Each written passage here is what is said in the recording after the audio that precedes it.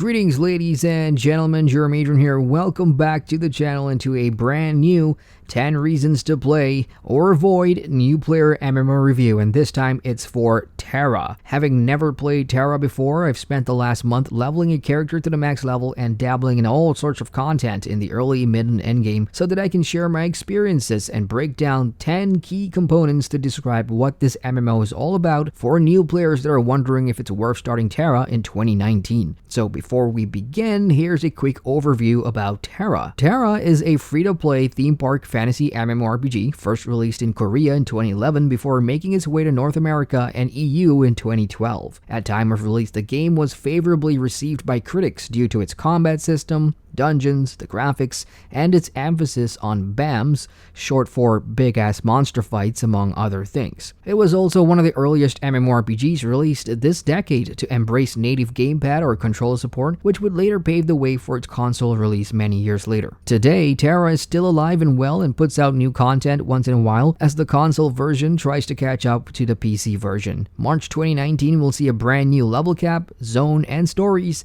so I thought now's a better time than never to jump in and see what the game has to offer. Now that we got the overview done, let's jump into the full review, and here are 10 key components and their pros and cons which makes up the full game. At the very end, we'll share some final thoughts and eat cake. Tera has a total of 13 different classes to play as and 7 different races to pick from. The races are typical high fantasy, ranging from humans to high elves and even interesting ones too, like the Popori, which looks like a panda-dog hybrid, the Baraka, descendants of giants, and the Elin, which is sort of controversial as they represent teens or preteens. This is dangerous territory here. For classes, I was pretty much spoiled for choice and ended up leveling a warrior to cap and a gunner as well. Now this is important to note, while there's a good amount of unique classes here, they are gender locked. In very similar fashion to modern Asian MMOs like Black Desert Online, some classes like the Valkyrie can only be played by females, and taking it a step further, other classes like the gunner not only have a gender lock but a race lock too. So I'm not a fan of this personally, and I don't care what you play as. I'm all for MMOs being inclusive and flexible when it comes to customization, but this feels like it's taking the step too far. After much research, I can see why the developers opted to go this way. The Korean version of Tera ultimately has a major influence in game and design decisions, which has a roll-on effect on its Western counterpart, and internal studies showed that majority of players picked female races, and thus the game exploited that to make money. Suffice to say, they're not wrong. The newer races being gender locked, in addition to free players only getting 2 character slots to begin with, are all bait and switch tactics to try and get you to spend more money. So that means you'll be playing more characters when you do, and ultimately dressing them up to your heart's desire in the cash store with a ton of outfits. That formula for Asian MMOs like Tera hasn't changed in a while, and it will come down to you and whether or not you're okay with it. If you're looking for that one reason, just one good reason to jump in and check Tera out, let it be for the combat system. For the longest time, I've been an MMO player over the last decade, and hearing things about different games, whenever Tera is brought up in conversation, the combat system is usually in the same sentence. And now after finally playing it all the way up, I can see why. Tera's gameplay and combat utilizes an action system where you'll use your reticle in the middle of the screen to aim at things, look around, and interact with the game world. It's incredibly easy to get into, movement feels fluid enough, and that's important due to how the combat works. Your class will have basic attacks that are executable by left-clicking on your mouse, and you also have some kind of a dodge skill bound to your right mouse button to get out of AoE on the ground and things of that nature. Rounding up the basics are your HP bar and MP bar, the latter being your pool of mana that's spent on unleashing class abilities and their subsequent combo chains. Each of the 13 classes have their own unique abilities that allows you to build a role within the trinity: DPS, tank, heals, depending on the capabilities of the class. And to help you with that is the game's incredible skill combo system. As you gain levels, you can purchase more class skills to help you in numerous situations, from single target and AoE DPS to CC skills and damage over time, etc. And the cool thing about Tera is you can customize the combo chain. How Tera's combat system works is that whenever you fire off a skill, a combo prompt appears that can be easily unleashed by hitting the spacebar spacebar. At higher levels, you can then chain one skill after another, and thus many class builds you'll find online strings the best DPS chains or situational chains and rotations to maximum effect, as combos often have synergies that drastically enhance the output of your skills. It's a real fun system and it's aged pretty well. What helps make the combat system stand out further is how fighting works in general. Firstly, and there's 3 classifications of monsters you'll encounter in Tera: minions, normals, and BAMs.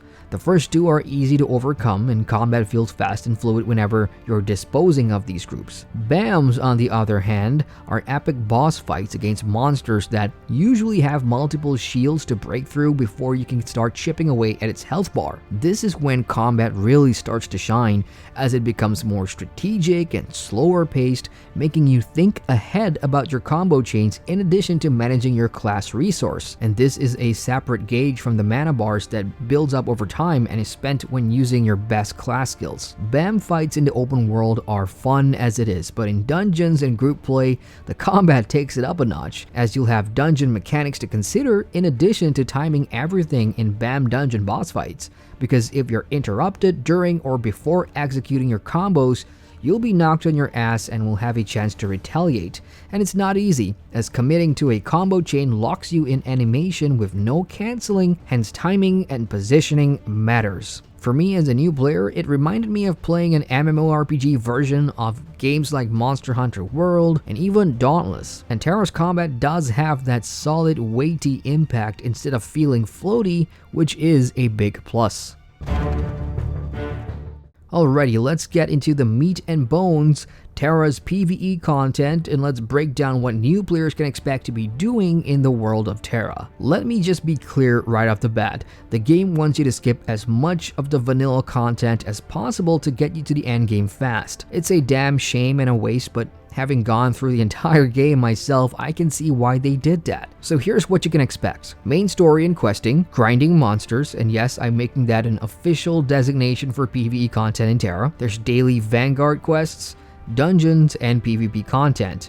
All of them offers experience points in varying amounts, some stupidly better than most. So beginning with the main story and questing, Tera's main story is a linear traditional hub crawl which takes you on a scenic tour around the world, completing tasks for the game's main characters while uncovering decent story plot that could tie into dungeons and more. For first-time players, I do recommend following this as far as you can go, as the story content gives you great chunks of XP in addition to excellent leveling gear that gets refreshed often for free. Zone questing, on the other hand, is a letdown. They are hidden on the map by default, and me being me, I turned them on to see what it's about and I regret it. You'll encounter side quests in maps you're on for the story content on the pretense that these give you more lore and backstory, but all of them are lazily designed, involving the fetching, killing, and talking and back and forth fiesta that one usually expects from theme park MMOs, but unfortunately, they're not worth doing at all here because of the pitiful amount of XP they offer in addition to the loot, which makes them irrelevant. Forget they exist, and the game wants you to. Then there's daily and weekly Vanguard quests, which you can access by hitting the H key. These have sort of replaced side quests in-game, and come in many forms like complete a certain dungeon, kill 20 of this type of monster, and for the most part, they're definitely worth doing for the excellent experience points, tokens that you can barter for gear, and materials that are used for enchanting like all casts and feedstock. They're pretty diverse and are a good way to break any sort of monotony temporarily, but what you gain in XP more than makes up for the grind you put in. For group PvE, it's all about the dungeons. Repeat after me, it's all about the dungeons, from the first one right up to the current endgame. While leveling, Tera has numerous low-level dungeons that are level locked if you're using the instance matchmaking, and they do have story and questing content to complete, which when paired with the Vanguard quests, offers a truck ton of XP. At the endgame, most players' goals are to farm the same 5-man hard mode dungeons for materials until you have enough to make the best in-slot gear for your class, and then getting it fully enchanted until you're satisfied. Dungeons, especially midway through, become a lot more fun due to the increasing amount of skill you have, plus the overall fun factor of the combat system to boot. So if that's already hooked you, you may just enjoy the dungeon treadmill. The game only has one raid, a 20-man called Harrowhold, for those wondering, and that's basically it. Majority of the endgame fun comes in the form of chasing the ultimate class builds, and dungeons are the best way to do it. Running dungeons does have caps on the amount of times you can complete them, so it does become a form of long-term progression. Now, grinding monsters, I said earlier that this should be categorized as PvE content, and I'd say 80% of Tera's player base grinds them in addition to farming dungeons and doing Vanguard quests to get to the max level quickly and begin their endgame grinds. It's a lot better doing this than wasting time traveling around for meaningless side quests, I can tell you that, having done them myself in amounts that I can tolerate before logging out for the day. Tera knows this, but disappointingly has done nothing to refresh the world, especially in vanilla content, to entice new players to ease themselves in. So new players, you are looking at a one-way express ticket to the top, and the most effective way to enjoy the game is a lot different than what you'd expect. Disappointingly, perhaps, is Tera's approach to PvP. Playing on the North American servers via Steam, you have two server options, PvE and PvP, and we'll talk about both. For starters, PvP content in the form of arenas or battlegrounds do exist on both servers. While leveling, you can queue for PvP pretty early on, and I was looking forward to testing out my newfound prowess with my warriors combo chains against other players, only to find out that instead of a proper PvP match while leveling, we get minigames. The one you'll probably do often is Kumas Royale. This mode puts everyone into a sumo avatar, and one player on each of the two competing teams will be able to control the mama and must be kept alive. The mode is a best of 3 rounds where the team that kills the opposition's mama first wins. Everything about Kumas Royale, in my experience, was nothing short of horrific. The gameplay, stiff. Kuma's movement, pathing, and attack animations, rubbish, and it's mind-boggling how this even exists. The concept isn't bad at all, because it takes teamwork and strategy to know when to push the mama and when to hold back, and skilled players controlling the mamas can win you matches on their own, so there's skill involved definitely, but it's the execution that sucks. Nothing like the buttery combat that you've spent all this time mastering in the PvE. And the worst part is, Tera insults you by rewarding you with the stupidest amounts of XP that even the main story quest chain can't compete with, for simply winning a Kumas Royale Vanguard quest, and in most cases, it's enough to give you a free level up. That's a free level right there for winning one. It's like Tera is apologizing for a PvP mode so ridiculous, they're like, hey, here's a shit ton of XP, have a level on us. The other PvP mode while leveling involves playing as tanks, and I'm not even going to bother you with that one. So do you ever get to use your class and characters for PvP? The answer is yes, but only when you reach max level, which is 65, and that's a really odd change, as research shows that historically players could previously do them at level 30. So at 65, players can enter battlegrounds like the 20v20 Corsair Stronghold featuring fortress battles with siege weapons. There's the 15v15 Freywind Canyon, the Grideron, and even a 3v3 arena Champion Skyring. All of them are good fun to do on prime time when matchmaking is quick, and definitely makes up for the lack of PvP modes while leveling. Some of them are also equalized, making sure that teams are balanced in terms of gear, except for crystals, so it comes down largely to your skill level and your ping or latency. PvP modes at the endgame are great for earning Valkyrium credits that you can use to purchase a bunch of things like PvP gear and so on. Now, if you're thinking about rolling on the PvP server for some ganking or wanting to be ganked right out of the gates, you're not gonna find it. Open world PvP only happens at 65 on the PvP server, so keep that in mind. The world of Tera is known as Arborea, formed by the titans Arun and Shara. There's 4 major continents like Southern Arun, Northern Arun, Southern Shara, and Northern Shara. Nothing complicated. In total, there's about 22 zones that you'll probably see plenty of if you're playing your first character through the game and are doing all the story content, which I do recommend for first timers. These zones are made up of several map areas which have level range indicators to help players know when it's time to move on to the next zone if you're grinding monsters for XP instead of doing the story content. For world building and narrative orientation, Tera does quite a decent job at filling you in about about the races, the characters, and the threats of the world, and so on. The different continents have different environmental biomes too, which is to be expected, and perhaps the only downer about the world is just how shallow it all feels, with the exception of world bosses or guild events happening. Everything else is just a static backdrop filled with monsters for you to kill or NPCs for you to talk to. Getting around the world as a new or free player can be a challenge early on, but there are a number of ways the more you play and progress. For long distance travel, players can take a Pegasus flight from major towns and hubs, and this involves a long, unskippable cinematic view of your flight, which most recently Blast Online has copied. And there's also teleporters that you can take for quicker travel at a cost, and then there's a consumable called the Village Atlas, which is instant teleportation and damn near convenient with a cooldown timer. Paid players via the Elite status get unlimited usage of this Village Atlas scrolls, while free players will need to get more. Outside of that, mounts are a thing and you get your first one really early on, and at the level cap, flying mounts becomes a thing, which makes travel incredibly convenient to move around for Vanguard dailies, getting to dungeons, or just looking for your next grinding spot. Does Tera have a main story, and is it any good? Tera does indeed feature a lengthy main narrative thread that begins from the tutorial and lasts all the way to the present endgame, featuring a main cast of characters that goes on the journey alongside you. The story in a nutshell is black and white, good against evil, and your hero character rises as a nobody to become a distinguished agent of the Valkion Federation, which is an alliance of all the major races in Tera that stands united against the threats to the world, like the Argons in the vanilla game, the Scions of Locke, and the Archdevas in the level 60 expansion to beat back the invasion of Northern Arun. The plotlines are decent, occasionally engaging, presented with in-game cutscenes and voiced-acted dialogue that gets better over time. The characters that you'll come across are often bland stereotypes, and the game does have a quirky sense of humor when it comes to the writing, which may be to your liking. It does reuse a lot of fan-favorite characters often. For example, the panda dog thing. He's got a prominent role to play, and in later content becomes more of a nuisance to me personally, as his quests are all about helping you help him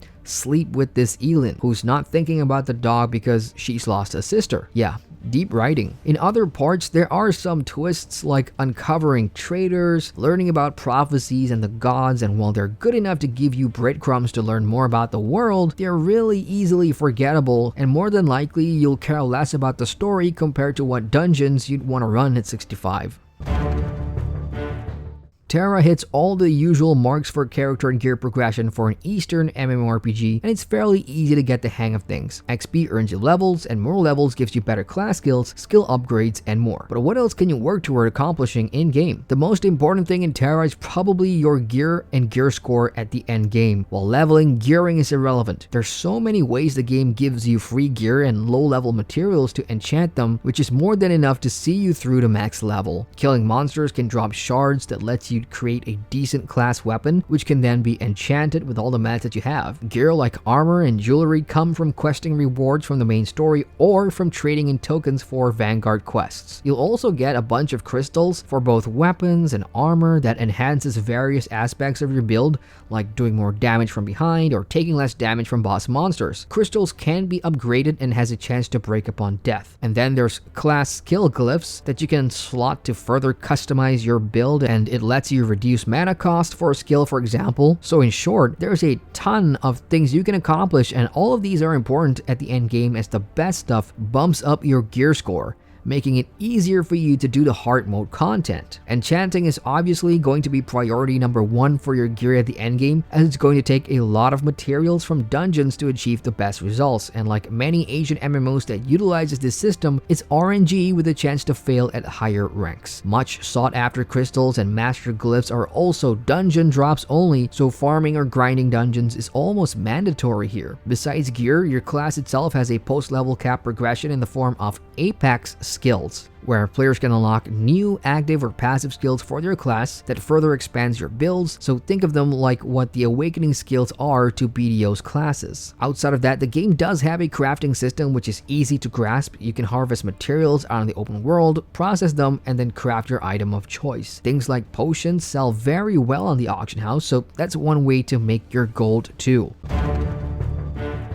When it comes to the graphics, the look, the feel, and the sounds of the game, many will argue that this is one of Tera's weakest points to date. The zones, the environments, and character models does look like a game made in 2011 for its 2012 Western release. And on the highest graphic settings, it's not that bad really. It's when you zoom in for a closer look on textures and the finer details is when things get unimpressive, either due to the muddy textures of gear or the terrain. In the heat of combat, which is engaging, none of these really matters at all, and at least the animation for combat skills and combos makes up for what the graphics lack somewhat. Overall, the game's presentation is best described as inconsistent or progressive, as it does evolve over time. A good example of this is with the many story cutscenes and cinematics and voiced dialogues you'll encounter as you play through the game's main story. For example, here's what it was like at vanilla. And I have little tolerance for glory hounds like you.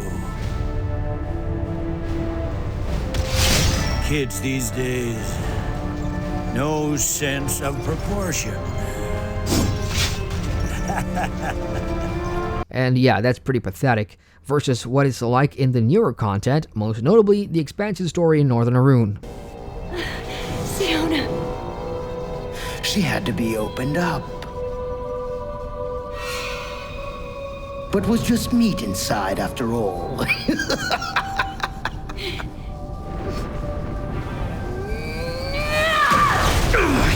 Impressive, my girl.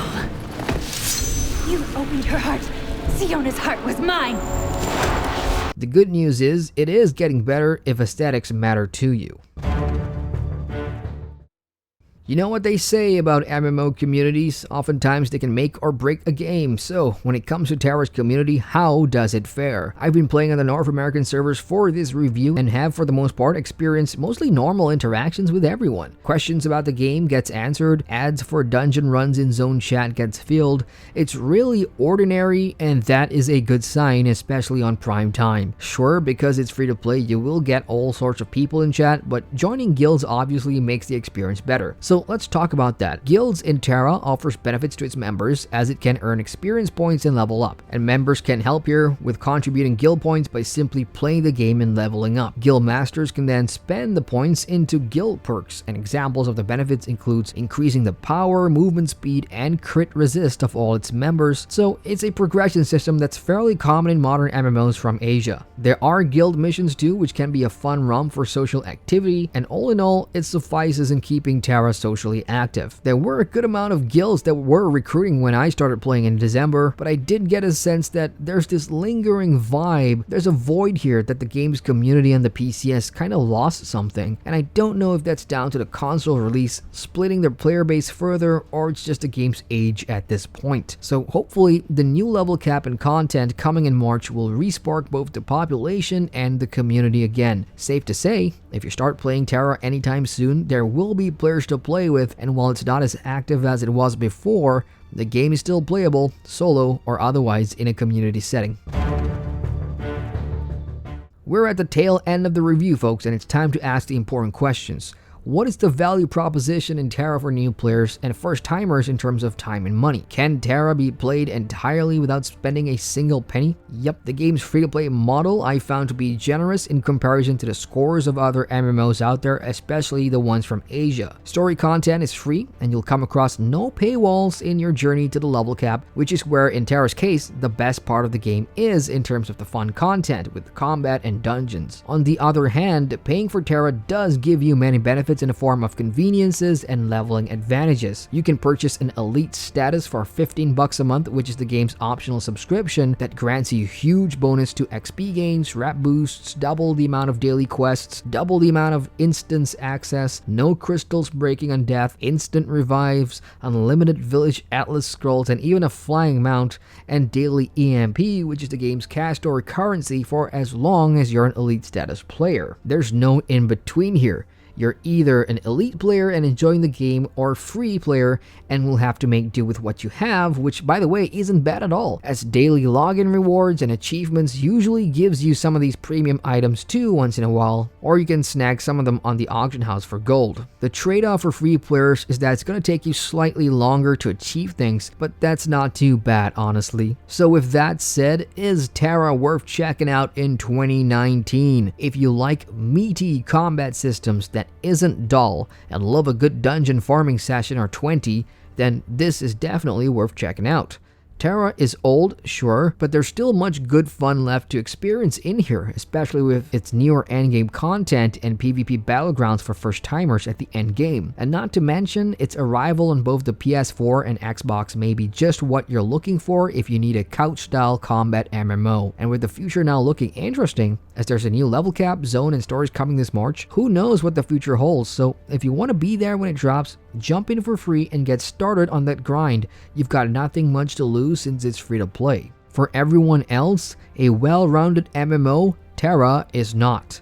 I personally came out of this feeling like, besides the masterful combat system and fun dungeons with others, there really wasn't much staying power in Tera for me, and I can't help but feel the game's golden years has come and gone for the PC. If Tera can reinvent itself and freshen up other parts of its game, who knows, I could be wrong, and I love it when games prove me wrong. So let's hope there's a great year ahead in 2019 for Tera. So that's it for me, folks. Feel free to share the video with fellow Tera players or players who've never played Tera, and let me know your thoughts about the game in the comments section below. Hit the like button for more videos and do subscribe to the channel for more MMORPG reviews. I also want to thank my patrons on Patreon for making this happen. You guys rock, and it's time to decide my next adventure. Once again, I'm GRM Adrian, and I thank you for watching. Hey folks, thanks so much for watching that video. If you guys want to watch more, you can click the subscribe button at the bottom there or somewhere over here.